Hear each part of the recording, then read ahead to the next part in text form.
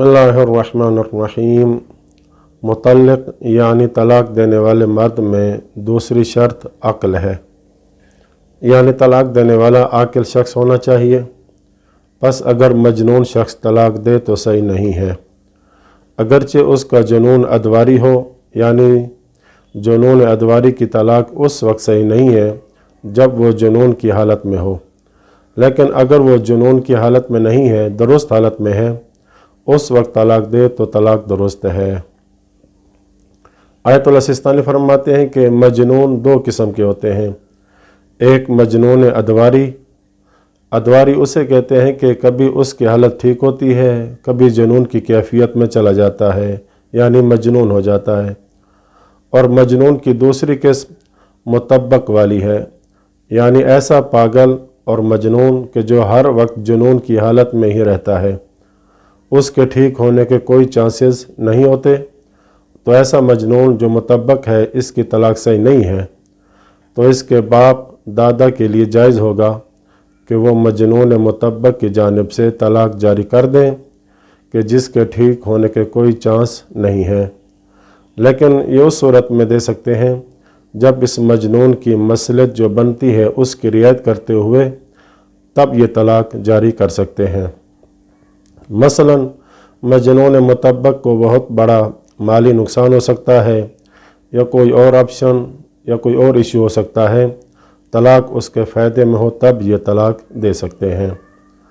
ख़ुलासा ये कि जुनून अदवारी वाला शख्स उस वक्त तलाक़ दे सकता है जब वो मजनून न हो, यानी जिस वक्त उस पर जुनून तारी न हुआ हो, और जबकि मजनून इत्तबाकी की तलाक़ बातिल होगी, क्योंकि वह ऐसा मजनून है जिसने कभी ठीक ही नहीं होना। तो फिर ऐसी सूरत में इस मजनून इत्तबाकी का बाप या दादा उस वक्त मजनून इत्तबाकी की तरफ से तलाक़ जारी कर सकते हैं जब इस मजनून की मसलहत की भी रियायत की हो। इसमें कोई फ़र्क नहीं है कि ये मजनून इत्तबाकी बालिग होने से पहले मजनून था या बालिग हुआ तो ठीक था लेकिन बालिग होने के बाद मजनून हो गया। बस इस सूरत में अगर इसके बाप दादा नहीं हैं तो फिर ये तलाक़ वाला मामला हाकिम शरई के पास चला जाएगा। बस जो मजनून अदवारी है, इसका वली इसी की तरफ से तलाक़ जारी नहीं कर सकता, अगरचे इसकी बेहोशी का ज़माना जितना लंबा भी हो जाए। जैसे ही इसे बेहोशी से इफाक़ा होगा तब जाकर ये मर्द ख़ुद तलाक़ जारी कर सकेगा।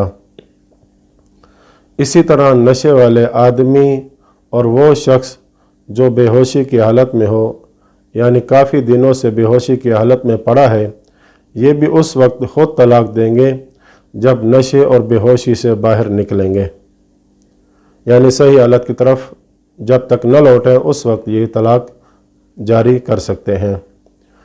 मुतल्लिक़ में यानी तलाक़ देने वाले में तीसरी शर्त तलाक़ देने का कसद और इरादा भी रखता हो, यानी वाक़ियन और हकीकतन जुदा होने का कसद भी हो। बस अगर कोई नशई यानी हालत नशा में जिसकी अक्ल सलामत नहीं होती, अगर ये तलाक़ दे तो इसकी तलाक़ सही नहीं होगी, जबकि उसका वाक़ियन और हकीकत में कोई कसद और इरादा नहीं होता।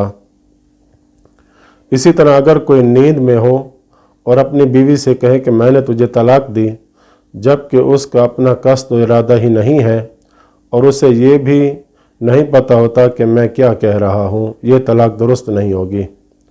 इसी तरह बीवी से मजाक करने वाला मजाक में कह देता है कि मैंने तुझे तलाक़ दी, जबकि वाक़ियन और हकीकतन उसका कसद और इरादा ही नहीं था जुदाई का। या भूल कर कह देता है, या बीवी को चक्कर देने के लिए ताकि मामला सुलझ जाए, इन सब सूरतों में तलाक़ सही नहीं होती। या फिर शदीद गुस्से की हालत में ऐसा गुस्सा जो मुझे बनता है कि वो गुस्सा इसके कसद और इरादा को छीन लेता है, तलाक़ देता है तो ये तलाक़ भी बातिल है। इसी तरह बीवी को तलाक़ के सीगे की तालीम दे रहा है जबकि उसका इरादा और कसद जुदाई का नहीं है, ये भी दुरुस्त नहीं है। इसी तरह ड्रामों और फिल्मों में एक अदाकार अपनी असली बीवी को कह देता है कि मैंने तुझे तलाक़ दी, जबकि उसका इरादा और कस्त वाक़ियन और हकीकतन जुदाई का था ही नहीं, तो ऐसी तलाक भी बातिल है। वसल्लल्लाहु अला मुहम्मद व अहले बैतिहि त्वाहिरीन।